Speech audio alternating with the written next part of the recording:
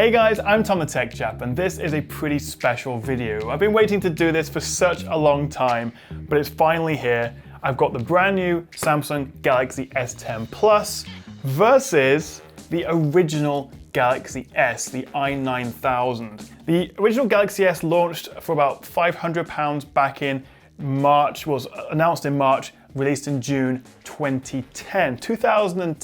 So really there's about 9 years between these two. And so I've been really looking forward to just having a bit of a play with these two, seeing how far we've come, if we've even come that far at all, and just how the original Galaxy S stacks up with the latest and greatest. So I picked this up on eBay for about £50, which was actually way less than I expected, given how old this phone is. It clearly doesn't hold its value like old iPhones. This is the 8 gig model. I know there's a 16 gig version as well. 3G, has an ebook, social hub, 5 megapixel camera, exciting stuff. Let's open this up and actually have a look at it. The original Samsung Galaxy S.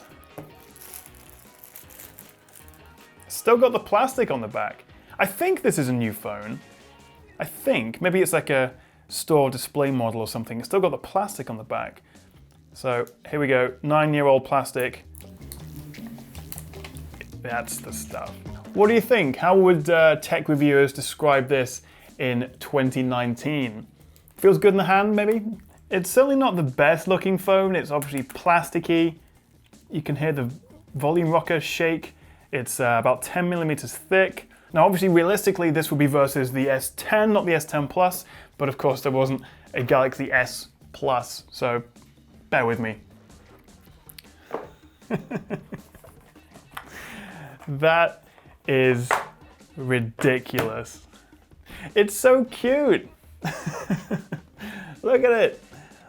That is 9 years, 10 generations? I don't know, 9 years of Samsung Galaxy innovation right there. I mean, quite honestly, the S10 Plus feels space age compared to this. So I did test this earlier to make sure it actually turned on before I made this video, and it had been factory reset. So I got it to the home screen, and so now I want to see which one boots faster. Which one is the first to get to the home screen? So we've got the power button on the right. 3, 2, 1.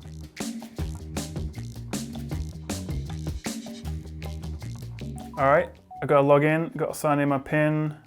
Home screen, oh, phone starting. Wait. That was about a second in it.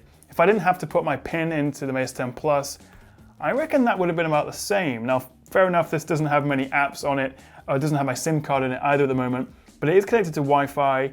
I did not expect that. So Galaxy S versus Galaxy S10 Plus.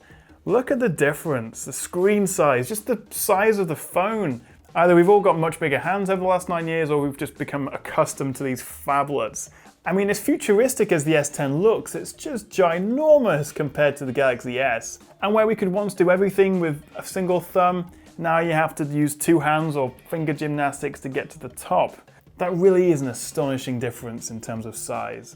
I'm clearly a massive nerd, because this is such a cool thing to do, just to see how far we've come in 9 years. So the S10 Plus has a 6.4-inch Quad HD Plus Super AMOLED display versus the 4-inch 800 by 480 Super AMOLED on the Galaxy S. And that really was one of the key selling points of the Galaxy line. It had the Super AMOLED screens, which compared to the LCD competition of the time, just had these really vibrant and deep inky colors compared to LCDs, which just gave you sort of dark grays and dark browns. Just look at the difference in those bezels though. It's sort of like a finger's width of bezel either side of the screen versus, well, barely anything, to be honest, on the S10 Plus. You know what? I do miss a home button sometimes. It's nice to have that quick access back to the home screen if you get confused and lost in what you're doing, a nice physical button to get you back. Micro USB versus USB-C. They both have headphone jacks. We've got stereo speakers on here. Oh, it's also obviously an HDR Plus display now. So yes, the glass body of the S10 Plus looks and feels far more premium, but don't forget, the original Galaxy S has a removable plastic bag. And this gives you easy access to the SIM card and the micro SD card slots. Plus, of course, you get a removable battery. I haven't seen a phone with a removable battery in such a long time. I almost forgot this was a feature.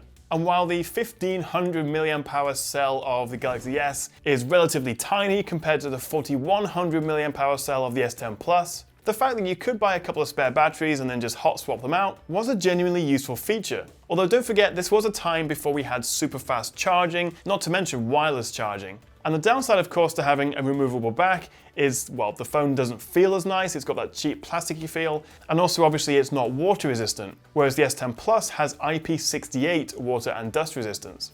So the Galaxy S is running Android 2.2, I believe, Android Froyo? Haven't said that word in such a long time. I think it can be updated to 2.3 versus Android 9 Pie on the S10 Plus. But the problem is, I think this is just too old now, and it's not been supported for such a long time that even with Wi-Fi connected, I can't actually get into the Android marketplace, not the Play Store, the Android market. I guess it's just too old. It's completely redundant now. So it also means I can't update the apps like YouTube to then even be able to put some side-by-side YouTube videos, which would be pretty cool. So this is the Google Map experience between the phones, and honestly, the Galaxy S is actually not too bad at all. It's still pretty smooth. But it seems so crazy to me that even after all this time, you still have a home screen, you still have a Google search bar on the main screen, you swipe down, you swipe up. It's not that much different. So ideally I'd have downloaded like Geekbench to give you a proper performance difference, but I just simply can't access the Google Marketplace, unfortunately. So we're stuck with these default apps, including Talk, YouTube, Write and Go. So we've got some notes here.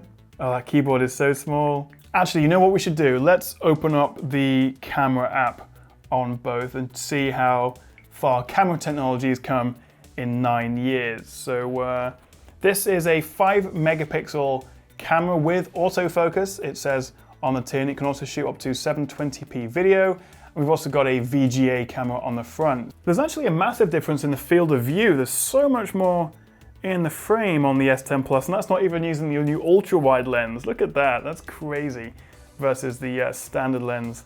Let's get my little Stormtrooper man. Looking at this first picture side by side, my initial thoughts were that actually the original Galaxy S is still pretty good. Of course, the S10 Plus on the left is better, but it's not a massive difference. Also, I thought until I looked at this photo, and just look at that difference in terms of the dynamic range, the clouds, the exposure, the detail. It's incredible how much better the S10 Plus is. And also with selfies, I mean, just look at the difference here. And did you know that actually the Galaxy S was launched 5 months before Instagram was even a thing? Well, this is the behind the scenes of my studio, which as you can see is just a mess at the moment. We've got Stormy here, doing his thing, looking all cool. And then if I spin round, got my setup. The colors are so much nicer on the S10, and also you just get a lot more detail in the light areas. So this came out in June 2010, which is actually the same month as the iPhone 4, which had antenna gate, if you remember that. And so that is the Galaxy S10 versus the original Samsung Galaxy S. That was super cool. Thank you so much for watching, guys. And if you enjoyed the video, hit that like and subscribe button below, and then I'll know to make more of these kind of videos. I'll see you next time right here on the Tech Chap.